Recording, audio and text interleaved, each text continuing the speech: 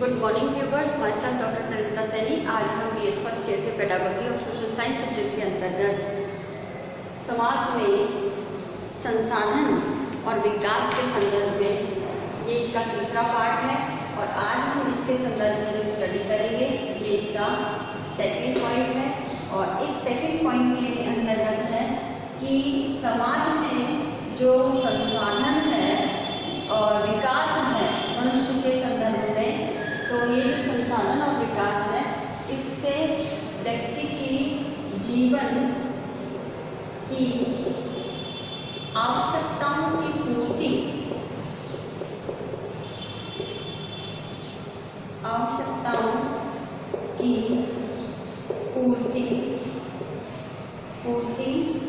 के संदर्भ में हम इस पॉइंट को समझने का प्रयास करेंगे कि समाज के जो मानव के विकास के जो संसाधन है और उन संसाधनों के द्वारा व्यक्ति अपने जीवन की आवश्यकताओं की पूर्ति किस प्रकार से करता है।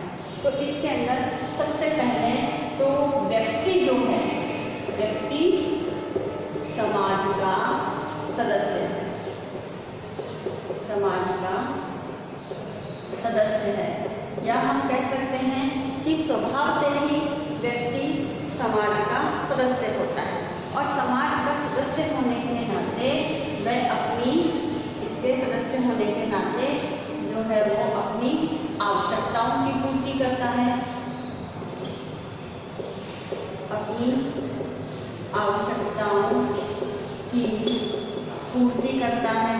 और इन आवश्यकताओं की पूर्ति हेतु जो है व्यक्ति हम कह सकते हैं कि समाज में अपनी आवश्यकताओं की पूर्ति हेतु क्या हमसे समाज में उपस्थित होना आवश्यक है। समाज में उपस्थित यानी समाज में रहना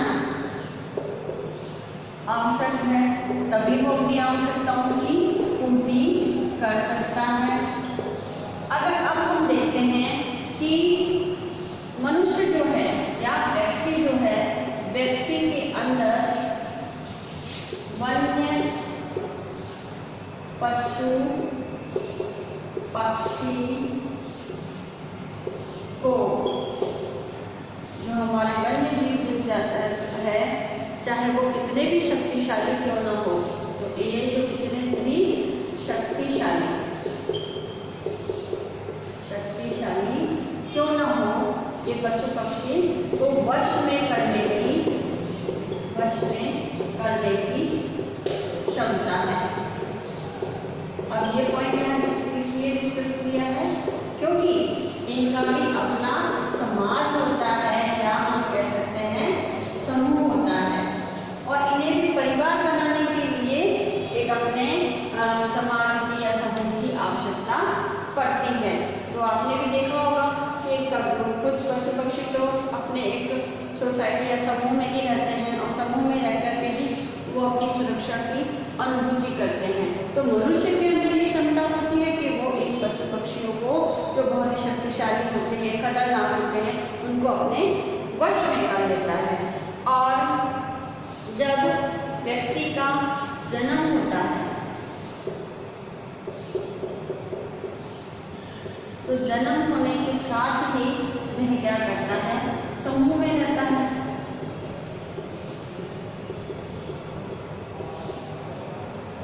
समूह में रहता है और जन्म से ही उसे अपने पालन पोषण हेतु समाज या समूह की आवश्यकता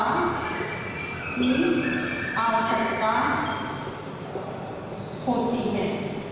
अब ये जो समूह है ये हमारा समाज भी है और हमारा परिवार भी है। और परिवार में रह करके ही बालक का जो है जन्म भी होता है, पालन पोषण भी होता है और बालक जो है चलना भी सीखता है, खाना खाना भी सीखता है। और इस प्रकार से मनुष्यों के जो बच्चे हैं उनमें यही अंतर होता है कि वो अपने विकास हेतु यानी मनुष्य के बच्चों, मनुष्य के बच्चों को अपने विकास हेतु अन्य मनुष्यों पर आश्रित और निर्भर रहना पड़ता है। वो भी साथ ही इसके विपरीत हम बात करते हैं कि ये पशु पक्षी हैं, वन्य जीव जनजाति के जो वन्य जीव प्रजातियां जो हैं, इनके बच्चे जो है वो जन्म लेते ही खड़े हो जाते हैं, खाना खाना सीख लेते हैं और अपनी सुरक्षा का जो है वो अपना बचाव भी कर सकते हैं, अपने आप को सुरक्षित भी रह सकते हैं। तो बेसिक डिफरेंस जो एनिमल्स हैं हमारे उनमें और ह्यूमन में वो यही है कि मनुष्यों के तो बच्चे जो है वो अपने विकास हेतु, अपने लालन पालन हेतु, अपनी आवश्यकताओं की पूर्ति हेतु, या कह सकते हैं हम अपनी आवश्यकताओं की पूर्ति हेतु दूसरे व्यक्तियों या दूसरे मनुष्यों पर निर्भर रहते हैं, आश्रित रहते हैं। इसके विपरीत जो वन्य पशु प्रजातियां हैं हमारे पशु पक्षी की, उनके बच्चे जो हैं वो जन्म लेते ही आत्मनिर्भर, यानी कुछ जो है बच्चे वो कुछ समय के लिए इन पशु पक्षियों के लिए खाने के लिए, सुरक्षा के लिए आश्रित रहते हैं, लेकिन थोड़े समय के बाद ही वो स्वतंत्र हो जाते हैं और आत्मनिर्भर हो जाते हैं। अब ये कह सकते हैं कि समाज में रह करके ही, ये तो हो गया एनिमल से रिलेटेड बात। अब व्यक्ति से संबंधित बात है कि समाज के अभाव में व्यक्ति अपनी आवश्यकताओं की पूर्ति नहीं कर सकता और व्यक्ति को अपना शारीरिक, मानसिक,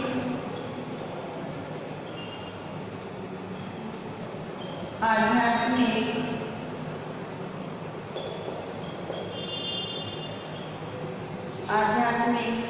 आर्थिक, राजनीतिक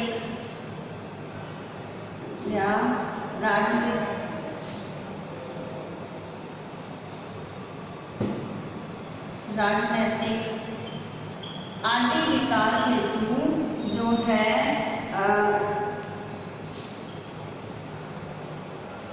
अपनी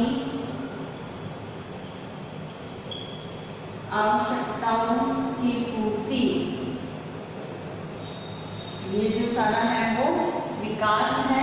याद रखिए इस विकास शब्द को, तो ये सारा क्या है, विकास है। और इस विकास के लिए आवश्यकताओं की पूर्ति जो है वो समाज में ही रह करके कर सकता है। तो समाज के अभाव में व्यक्ति अपने जीवन की समस्त आवश्यकताओं की पूर्ति करता है और अन्य मनुष्यों के साथ जीवन व्यतीत करता है, साथ में रह करके, क्योंकि मनुष्य की आवश्यकताओं की पूर्ति जो है समाज में ही हो सकती है। तो इसका जो कंपैरिजन है वो हमारे अन्य जो सृष्टि के वन्य जीव, पशु पक्षी, इनसे तुलना हमारे मनुष्य की गई है, क्योंकि मनुष्य की जो आवश्यकताओं की पूर्ति समाज में ही होती है, जबकि जो वन्य प्रजातियां हैं हमारी, वो प्रकृति में रह करके अपनी आवश्यकताओं की पूर्ति करती है। तो उनके लिए भी समाज की संरचना है, समूह की संरचना है। उसी प्रकार हमारे जो मनुष्य हैं वह भी समाज में रह करके ही अपना सामाजिक है, राजनीतिक है, सांस्कृतिक है, ये सारा विकास कर सकते हैं और इन्हीं विकास के आधार पर वो अपना जो है अपनी आवश्यकताओं की पूर्ति करते हुए विकास करते हैं और समाज के अंदर भी अपना योगदान देते हैं। अब नाउ आज का जो असाइनमेंट है वो असाइनमेंट इस प्रकार से है। इस असाइनमेंट के अंदर हम आपको एक क्वेश्चन देते हैं और वो क्वेश्चन इस प्रकार से है कि मनुष्य अपनी आवश्यकताओं की पूर्ति हेतु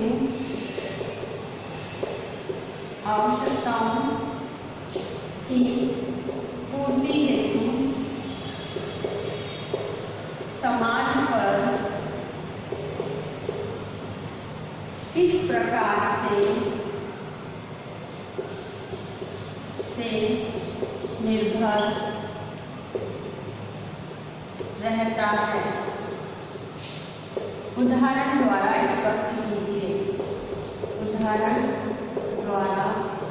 स्पष्ट कीजिए।